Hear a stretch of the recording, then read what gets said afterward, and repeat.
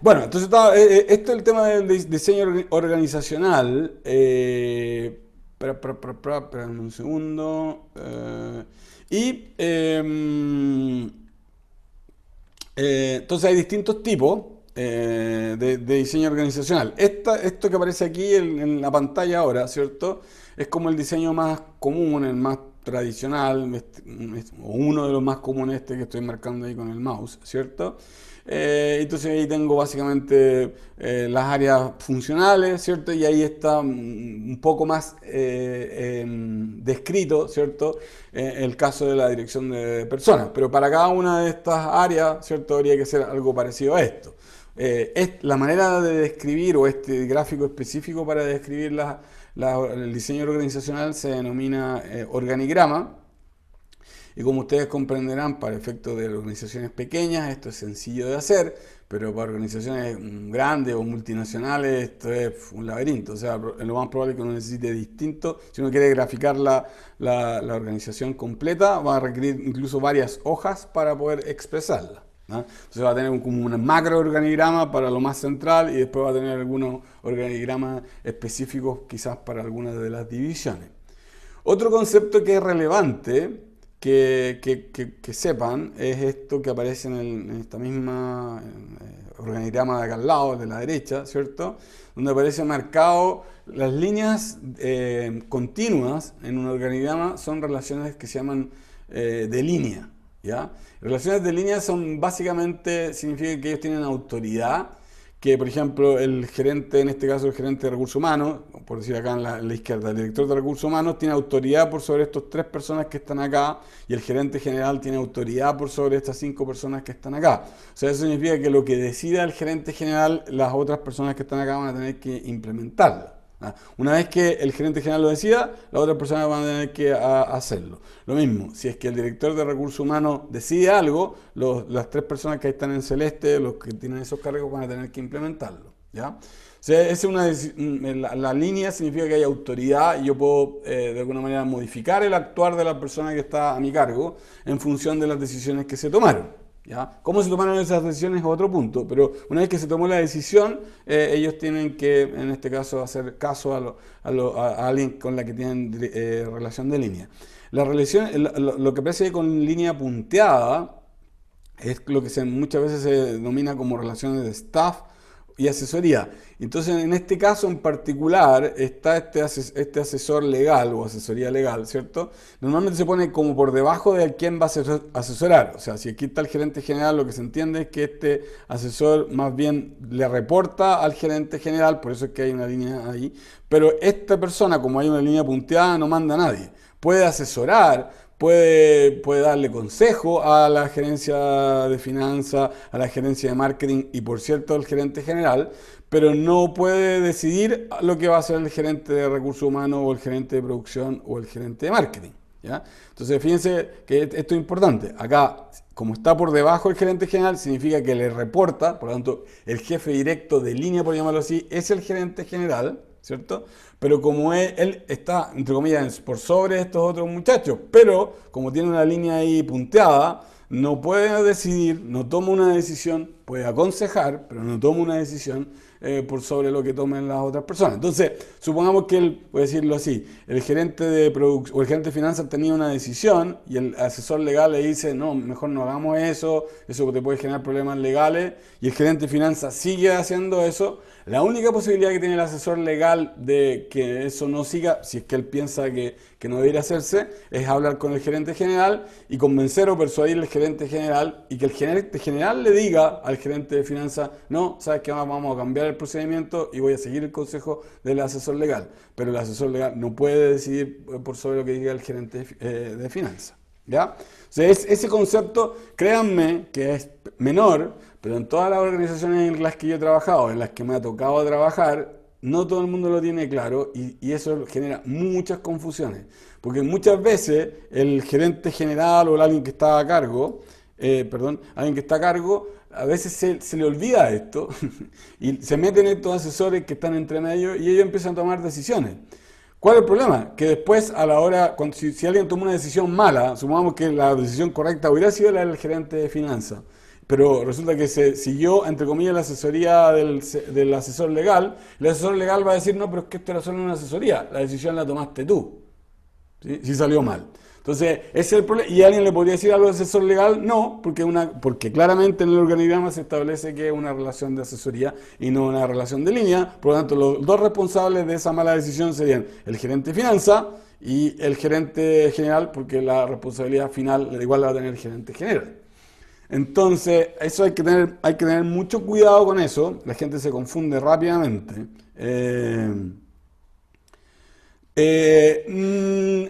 A ver, los que aparecen en el organigrama sí son parte de la empresa. ¿Ya? Si tú estás en el organigrama, eres parte de la empresa, tienes un cargo, por lo tanto, estás en la planilla de la empresa, te pagan, tienes relación laboral con la empresa, etcétera. Si tú haces una asesoría así voy a decirlo así, temporal y es una empresa que está asesorando, probablemente no va a aparecer normalmente ahí. Pero supongamos que tú contratas una empresa de asesoría legal. Igual va a haber alguien a cargo, lo más probable es que igual tengas un abogado que ese abogado se entienda con esa oficina más de asesoría legal. Entonces ese abogado va a aparecer en vez de asesoría legal, va a aparecer abogado acá. Y ese abogado normalmente va a tener un rol de staff. Entonces a él le van a mandar los contratos de los clientes, los contratos financieros, los contratos del personal. Él los va a revisar, los va a chequear y va a decir, mira, aquí hay un problemita, aquí esto mejorarlo de otra manera. Supongamos que el gerente de finanzas, reitero, no quiere hacerle caso al asesor legal, él puede decir, no, yo voy a tomar la decisión. O puede decir, ¿sabes qué? Creo que lo voy a consultar con el gerente general, voy a hablar con el gerente general y a ver qué decisión en conjunto tomamos al respecto. Y el gerente general ahí puede decir, ¿sabes qué más? Yo quiero igual escuchar al asesor legal que me venga a contar cuál es su opinión. Y ahí tomamos la decisión. Todas esas opciones son posibles, pero siempre la decisión la va a tomar o el gerente de finanzas o el gerente general y el asesor solamente va a estar asesorando. ¿Ya?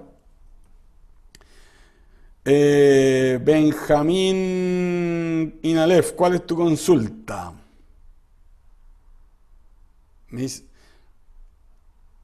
Ya entendí. Ya. Que bueno, créanme que es un tema súper, así como obvio, que todo el mundo le dice por obvio, y a mí me ha tocado hablar con mucha gente que tiene cargos gerenciales altísimos y que no entiende esto, y parte de los problemas que se les generan es por no diferenciar entre gente que tiene roles de staff y roles de línea, y los roles de línea tienen responsabilidad y autoridad. En cambio, los roles de staff, eso es mucho más acotado. Sobre todo la responsabilidad es mucho más acotada y autoridad debería estar casi inexistente. Salvo en la recomendación, por cierto. ¿Ah? Bueno, respecto a los diseños organizacionales existen esos distintos, digamos, los más comunes son los que aparecen a la izquierda, que es el funcional, ¿cierto? Donde tenemos gerente de finanzas, etcétera. Aquí, por ejemplo, se separó la gerencia de marketing con la gerencia de venta, pero uno podría poner gerencia de marketing y ventas. Y esta es una funcional extendida, básicamente se creó ahí un área de asesoría legal, ¿no? Podría haber, ahora por ejemplo están de moda el área de relaciones públicas y sostenibilidad, algunas empresas lo ponen ahí como asesoría, hay otras que la ponen más abajo en la línea, ¿cierto? Son definiciones dependiendo de cuán importante lo consideran o cuánta actividad la empresa va a generar en esas áreas. Y las otras, que son estas que se llaman divisionales, que son las que están a la derecha, normalmente surgen cuando las empresas han crecido mucho o han crecido, ¿cierto? Y la estructura funcional o el diseño funcional no es suficientemente, no responde a las necesidades y se empiezan a generar problemas. Entonces, ahí pueden surgir algunas de estas divisiones, ¿cierto? Pues se llama divisional. Y las divisiones yo las puedo hacer, por ejemplo, por área geográfica, voy a partir de abajo hacia arriba. Entonces tengo el área de Chile, el área de Perú, el área de Argentina, el área de Colombia, o, por ejemplo, como decía recién, el área norte en el caso de Chile, el área centro, el área región metropolitana y el área sur. Ya, y ahí tengo 4 grandes áreas geográficas Profe, que van a ver un... ¿Sí? disculpe, es que alguien quiere entrar. Yo le he abierto a todo el mundo que quiera entrar. Ya, bueno, No sé. gracias. De nada. Bueno, entonces, entonces eso es el área, por área geográfica. Por producto es cuando tengo, por ejemplo, creo que en la prueba o en un control creo que preguntamos esto de la CCU, ¿cierto? Bueno, que tiene una división de bebida y una división de bebidas gaseosas, una división de aguas, una división de cervezas, una división de vinos y una división de alimentos, entre otras, ¿cierto? O sea, ahí la agrupación se hace por productos. ¿Cuándo se hace por productos? Cuando los productos tienen algunas diferencias, cuando a veces tienen legislaciones distintas, cuando los insumos son distintos, cuando la red de distribución es diferente. Fíjense, en el caso de la bebida, la red de distribución es parecida, salvo que en el caso de las bebidas alcohólicas, esas las puedo vender solamente en un tipo de recinto, los que tienen patente para eso. En cambio, las otras bebidas las puedo vender en cualquier parte. Entonces ya hay una diferencia. Los insumos son diferentes, los públicos son diferentes. Obviamente que en el caso de las bebidas alcohólicas no se le puede vender a los menores de edad, ¿cierto? En cambio los otros sí. Entonces hay diferencias y los competidores no son los mismos en el caso de los vinos, por ejemplo, que en el caso de la cerveza o que en el caso de las bebidas gaseosas o el agua incluso. Entonces, dado eso, es que se justifica, por tanto, porque los procesos son distintos, los públicos a los cuales quiero llegar, los clientes pueden ser distintos, ¿cierto? Se justifica el tenerlos en distintas divisiones. Y la otra opción es hacerlo por clientes. Fíjense que en el caso, en este mismo ejemplo que estábamos viendo de la CCU, hay distintos tipos de clientes que tú tienes. Tienes de partida todo, voy a decir lo que es más obvio, que son los supermercados, los que son como minoristas masivos, los que compran muchas cosas de distintos tipos, de varios de estos. Después tienes distribuidores especializados, ¿cierto? Tienes botillerías y tienes por otro lado almacenes, que son distintos, son más chiquititos y son más de retail. Y además de eso tienes a los restaurantes, los pubs, ¿cierto? U otros medios donde tú vas a consumir estos productos, bebidas, alimentos, lo que fuere, pero procesados. Entonces, ahí tengo tres tipos de clientes que son distintos. Tengo los minoristas masivos, tengo algunos minoristas más chiquititos y especializados, y además tengo a los que, como los restaurantes y los pubs, que son de alguna manera distribuidores que producen y que donde uno consume el producto en ese lugar, no se lo lleva a la casa. Entonces son tres tipos de clientes distintos que tienen realidades de negocio diferentes y que volúmenes de venta y de compras diferentes, y por lo tanto es probable que los tenga que atender de una manera un tanto distinta, y eso a lo mejor justifica, por sobre las otras alternativas, el utilizar la estructura o el diseño organizacional basado en los clientes. Después de eso tenemos las más complejas. Estas igual tienen algún grado de complejidad, no son simples estas que están acá, pero las más complejas aún, ¿cierto? Para organizaciones muy grandes, para organizaciones normalmente multinacionales, se utilizan estas dos que están acá, las que son las más conocidas. La multidivisional, que es como también se le denomina como M-Form, que se le pone M-Form porque es como una M, entonces como que tiene varias, de cada división, de las dos divisiones primeras surgen otras divisiones hacia abajo, por eso se le llama M-Form o multidivisional. Entonces, por ejemplo, fíjense que acá tenemos división de Asia, América, África, Europa y Medio Oriente. Y dentro de América tengo dos divisiones o subdivisiones, el cono norte y el cono sur. ¿Cierto? Entonces, muchas veces, por ejemplo, Latinoamérica la dividen, tengo la gerencia de Latinoamérica, después en Latinoamérica tengo Norteamérica, México, Centroamérica, Brasil y el resto. U otras veces están divididos, por ejemplo, Chile queda en el cono sur y queda con Argentina, Uruguay, a veces con Perú también medido. Otras veces está la división andina y ahí nos ponen Chile, Bolivia, Perú, a veces Ecuador. ¿Cierto? Entonces va a depender de las características de si los distribuidores son parecidos, si los públicos son parecidos, si el nivel de desarrollo de alguna manera es distinto. Brasil normalmente se separa del resto por el tamaño, pero también porque la legislación es distinta y porque hay un problema, no un problema, pero hay una diferencia de lenguaje, que muchas de las cosas se tienen que hacer un poco distintas. Entonces, por eso Brasil a veces se deja como una división aparte. Entonces, fíjense que aquí hay como dos niveles de división, primer nivel de geografía y el segundo nivel de geografía. A veces se puede combinar también, ¿ya? Y finalmente tenemos las estructuras matriciales, que básicamente lo que indican es que yo tengo dos criterios de departamentalización simultáneo. Tengo un criterio que, por ejemplo, podría ser funcional, como aparece aquí, ¿cierto? Sería marketing, finanzas, qué sé yo, operaciones. Y acá podría poner por proyecto o por área, por dar un ejemplo. Entonces podría tener la área A, B y C. Entonces, fíjense que es complicado, porque imagínense que yo tuviera una organización matricial aquí en Chile, ¿ya? Entonces, sumamos que CCU fuera matricial. Y yo tuviera una gerencia de productos, funcional, marketing, finanzas, operaciones, etcétera, personal. Y además tuviera área norte, área sur, área centro. Eso significa que las personas, habría gente que dependería de dos jefes simultáneamente. O sea, el que está encargado de personas en el área norte, o decir, el proyecto A, ¿cierto? Tiene que reportarle al gerente del área norte, pero también le tiene que reportar al gerente de marketing general de la empresa. Y así sucesivamente con cada una de las personas. Entonces, supuestamente esta estructura lo que permite es generar mejor coordinación, traspaso de información más rápido, pero por otro lado genera algo que no es tan bueno, ¿cierto? Que a veces genera complicaciones, que es la dualidad de mando. O sea, voy a tener dos jefaturas, entonces las personas tienen que reportarle a dos jefes distintos.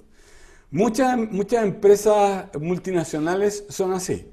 Entonces, por ejemplo, el que está a cargo de Chile le tiene que reportar al gerente regional, no sé, al gerente de Sudamérica, pero el que está a cargo de Chile en finanzas, ¿cierto? Le reporta al gerente al gerente zonal de la zona de Sudamérica, pero además le tiene que reportar al gerente de finanzas global. El gerente zonal de Sudamérica, supongamos, está en Brasil y el gerente de finanzas global está en Italia.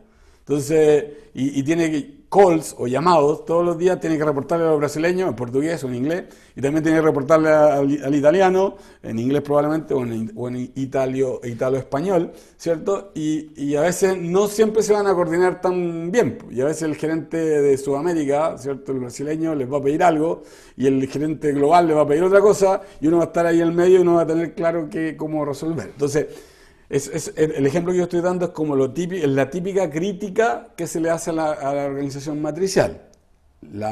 Lo bueno es que producto de ese conflicto, entre comillas, que se puede generar, o sea, cuando le dice un gerente de finanzas global te dice una cosa y el gerente local de las Américas te dice otra, tú tienes que contarle a los dos y le tienes que decir, oye, pero me están pidiendo cosas distintas. Entonces, supuestamente, eso permite o permitiría que se resolviera este tema más rápidamente, cosa que en otro lado, si tuviera otro tipo de estructura, a lo mejor pasarían meses, años, hasta que se generara este conflicto y por lo tanto esta discusión, y ojalá resolverlo por parte de las dos jefaturas. Sí, como dice Rodrigo, sí, en general, la mayoría de las empresas, por un tema de complejidad, requieren de mayor complejidad y lo otro que decíamos anteriormente, el tramo de control. Tú no puedes manejar mucha gente que hace trabajo muy distinto, es demasiado especializado. Entonces empiezan a controlarlo poco. O sea, ¿por qué? Porque la gente hace trabajo tan especializado que tú no conoces muy bien, al final no lo controlas o al final no le das orientación, entonces al final, ¿de qué sirve tu supervisión? Por eso es que probablemente ahí en ese caso necesitas contratar a alguien que te ayude con la supervisión de ese equipo más específico y así se va generando una estructura un poquito más compleja. ¿Ya? Ya. ¿Alguna pregunta con respecto a esto? Claro, aquí hay una pregunta práctica de Luz. Dice, esto hay que poner en el informe 2. Hay que considerarlo. En el informe 2 no estamos pidiendo la estructura, pero yo creo que la estructura siempre es importante considerar. ¿Por qué? Porque la estructura vincula o se relaciona, ¿cierto?, con lo que se va a hacer, ¿cierto? Las tareas que se van a hacer, que es lo que aparece. Fíjate que de alguna manera lo que vimos en la clase de operaciones, los distintos procesos, alguien los tiene que hacer. Y es bueno tener una idea de quién los va a hacer, ¿cierto? No basta con poner aquí, no sé, alguien va a comprar los materiales, alguien va a hacer los muebles, alguien los va a vender, alguien los va a transportar, bla, bla, bla, bla, bla. Pero ¿quién lo va a hacer? Y eso de alguna manera está, a grosso modo, en términos más generales, ¿cierto?, expresado en la estructura, ¿ya? Y esto también me va a servir, que es lo que voy a empezar a hablar ahora, a vincularme con el área de gestión de personas. Entonces, desde un punto de vista de lo práctico, sí es bueno tener claro una estructura y hacer un match entre los procesos que están ahí en la área de operaciones y en general los procesos generales de la empresa y quién los va a hacer en la estructura. Y quién los va a hacer o qué cargo yo necesito me va a influir en a quién yo voy a contratar, que es todo el tema de personal que es el que voy a empezar a ver ahora. El área de diseño organizacional no corresponde a ningún área en particular, es una tarea general de la organización, tal como es lo que es la estrategia. De alguna manera, si tú piensas, la estrategia, ¿cierto?, general no es de un área en particular.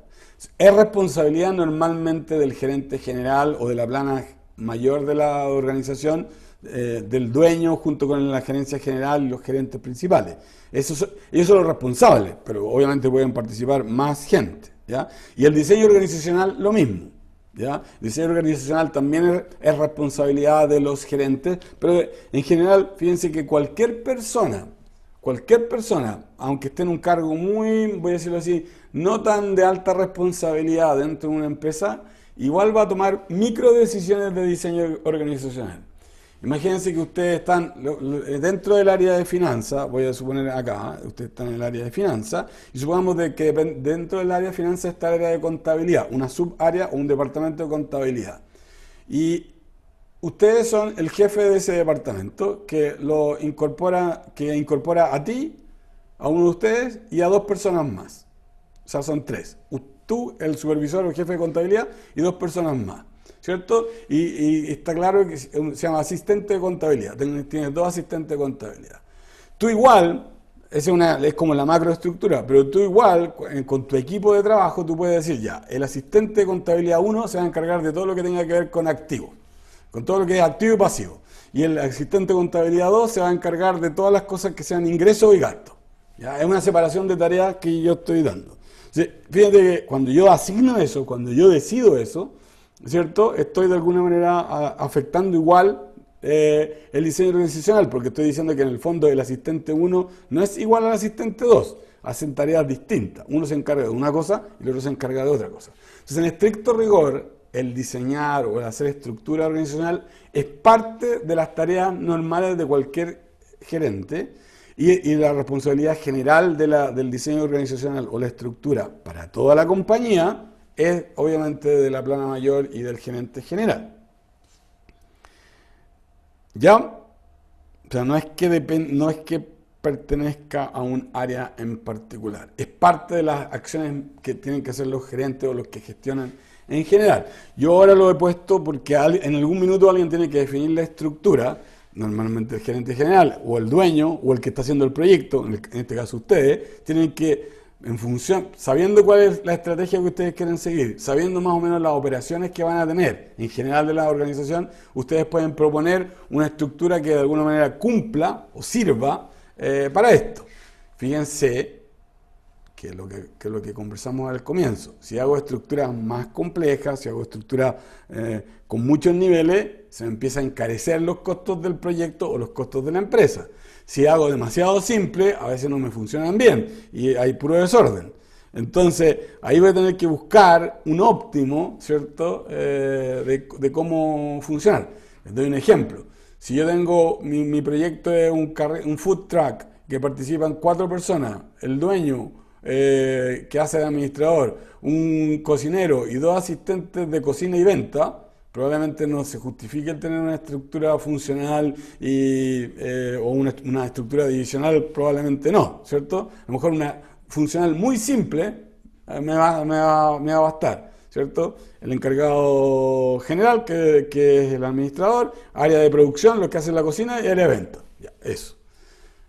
Pero si tengo una cadena de food trucks, tengo 10 puestos, ahí ya se empieza a complejizar y probablemente se requiera un gerente o jefe de operaciones o gerente de operaciones y un gerente comercial o de marketing que apoye al administrador o al dueño de la empresa.